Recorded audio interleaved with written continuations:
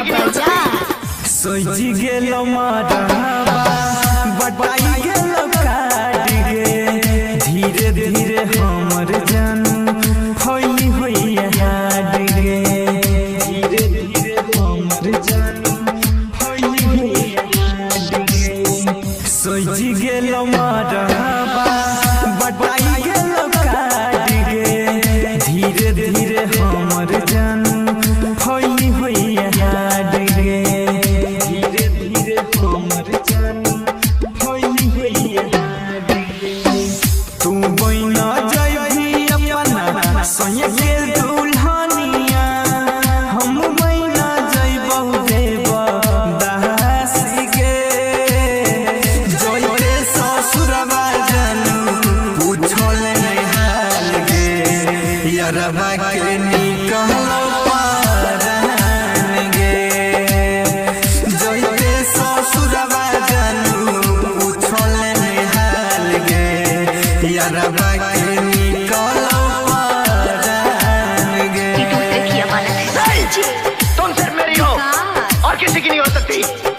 हम दोनों के बीच अगर कोई आया तो समझो वो मर गया, समझो वो मर गया।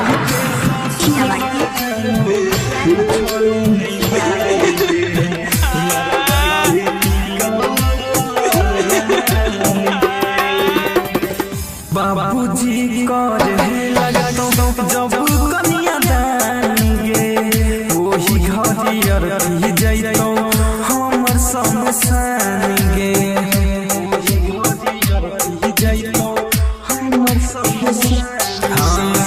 बाबूजी करे लगतो